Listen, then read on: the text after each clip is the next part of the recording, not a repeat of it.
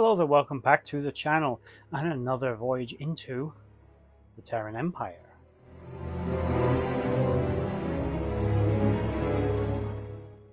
Now, previously I have covered the ISS Enterprise, NCC-1701, a Constitution-class battlecruiser of the Imperial Starfleet of the Terran Empire.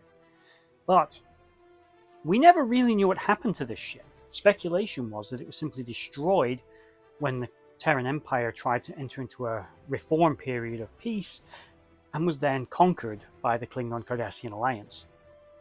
We now know that is not the case, and that the fate of the ISS Enterprise was quite different.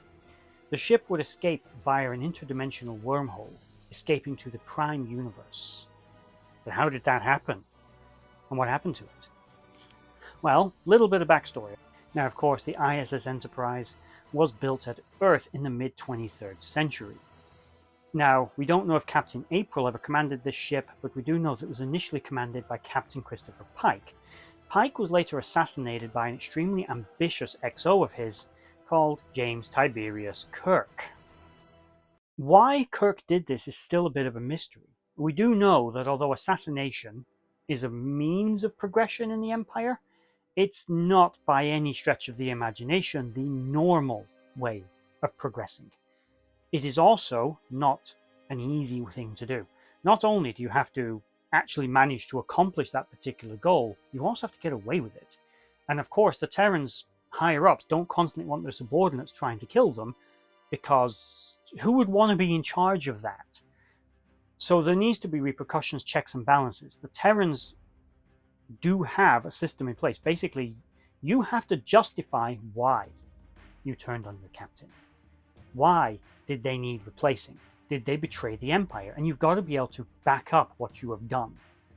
As we saw with Commander Archer and Captain Forrest, he had to be able to justify his actions. Now, in his case, he was considered justified.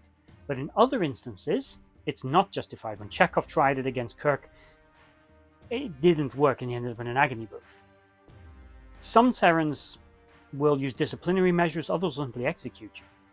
It's not so easy. We also see multiple times about other Terran ships like the ISS Discovery.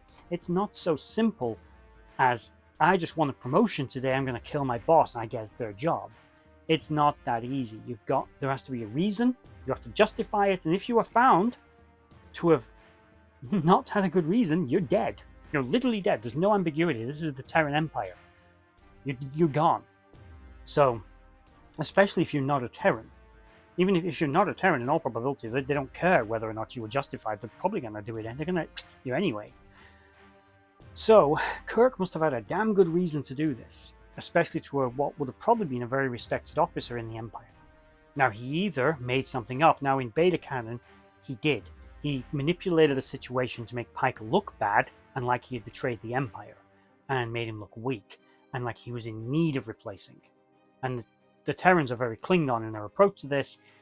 Kirk used it as an opportunity to advance himself and put himself in the command seat and take over, and made everything right again. So the Admiralty thought, well, yeah, Kirk will make a great captain. And in truth, he was barbaric, but Kirk did go on to be one of the best captains in Starfleet, one of its greatest conquerors. But he wasn't good for much else. Unlike someone like Forrest, who was a relatively balanced and even-tempered commander, Kirk was savage, brutal, aggressive, prone to temper tantrums. He was an excellent tactician and a soldier, but he was actually a relatively poor leader in that sense. Hence why, ultimately, Spock would turn on him. Spock, his XO, would eventually assassinate him, take control of the Enterprise. He would then use the Enterprise to basically stage a little political coup for the most part against the Empire. He would eventually ascend, not to the rank of Emperor, as since Georgiou that had been a little unstable, but he became the High Commissioner of the Terran Empire. And he had instigated a series of reforms to make the Empire more peaceful and get along better with other people, and bring in rules and regulations that would actually prevent such brutal actions aboard ships, making the consequences for it far steeper and making it a lot less enticing of a method of promotion. But again, just to emphasize, despite how it is depicted often when we are seeing the mirror universe, it is a far less frequent occurrence than we are led to believe. That's not to say it doesn't happen with alarming regularity, but it's not the norm. It's not even the norm to necessarily kill them. It's quite often the case to detain them, like Archer did, not to execute them. But anyway, moving forward. What happened to the Enterprise? Well, when the Klingon-Cardassian alliance attacked, the crew of the Enterprise mutinied, and they decided they were going to escape to the to their point mirror universe, the prime universe from our point of view. They took on a load of refugees, and they escaped. And it would actually be noted they actually wrote on the plaque on the wall of the ship and everything about who were on board, about all the refugees. And they got through, but when they got to the other side, because they were basically attacked, they got stuck.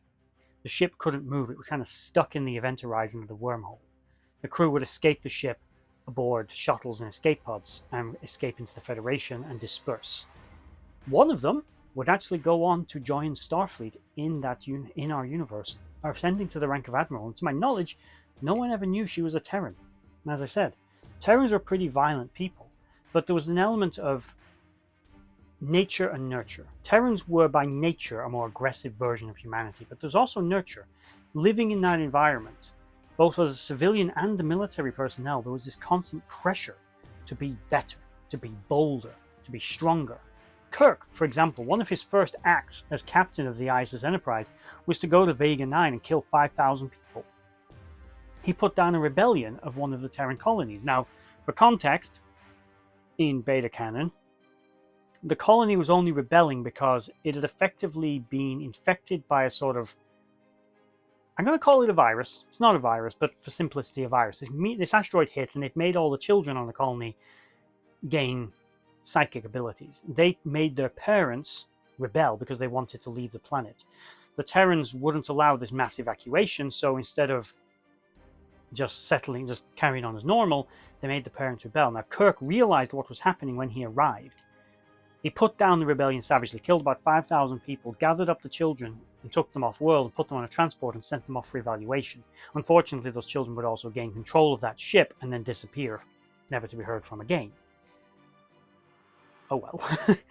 But as I said, the Terran Empire was a brutal version.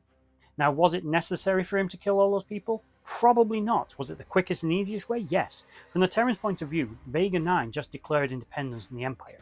It doesn't matter whether these people were Terrans. You don't get to do that.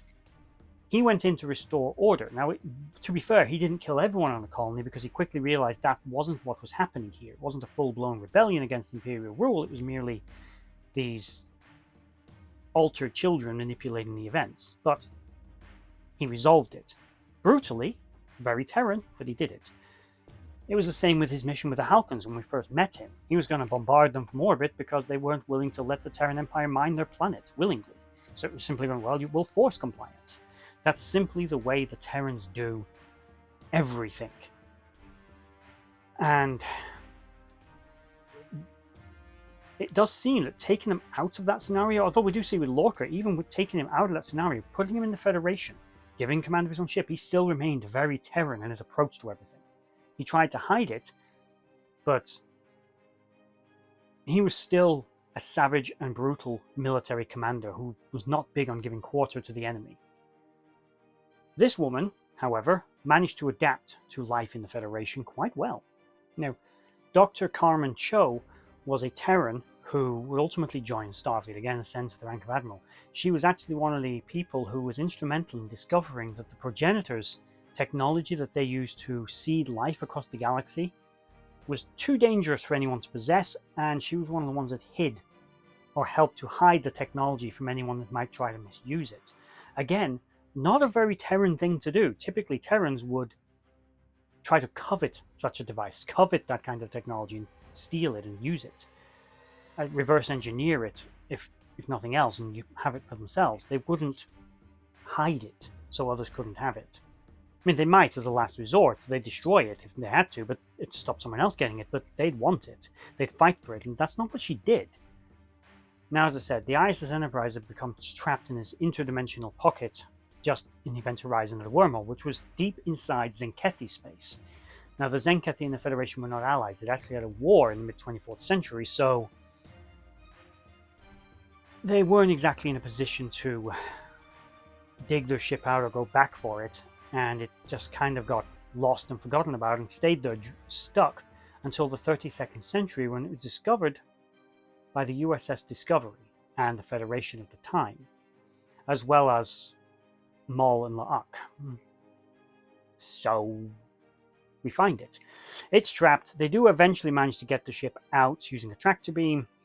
Maul and La'ak escape in a warp escape pod, which apparently the Terrans had, which actually would make them an improvement over Starfleet technology of the 23rd century, because they weren't warp-capable escape pods. But anyway, or some kind of warp pod anyway. It may have been some kind of boarding pod or boarding shuttle or invasion pod. Who knows? Terrans. It was military craft of some kind. Now, we do note that Burnham actually states that this ship didn't seem like a warship. It had like bunks everywhere, and like it just wasn't. It didn't feel like a typical Terran warship, and that was because the vessel was a refugee ship. It was packed to the brim with civilians when it came through. It was the last act of this ship was actually to do something good and honorable, unusual for Terrans. Perhaps Spock was onto something. Maybe there was a potential for the Terrans in the first place. The vessel was ultimately dug out and repowered, and was able to proceed under its own warp engines to a Federation outpost, where it of course was decommissioned, but was kept for posterity as not only a relic of the past, but a relic of another dimension. A Terran battlecruiser, not something exactly the Federation gets an opportunity to study very often. But that is, to date, what we know happened to the ISS Enterprise, NCC 1701. We are now at the end of this episode. If you enjoyed it, please like, share, and subscribe. Comment your thoughts down below on the Terrans and the ISS Enterprise. Was this the fate of this ship? You think it was worth saving after this vessel was basically cut a bloody swath under Captain Pike and Captain Kirk for so many years, all in the name of the Empire? But to have its final act actually be a decent and honorable one, saving people and not actually slaughtering them. It's very likely this ship was used to cause the deaths of millions. But let me know your comments and your thoughts in the comment section down below. And I hope you have a wonderful day. Thank you for watching. Bye-bye.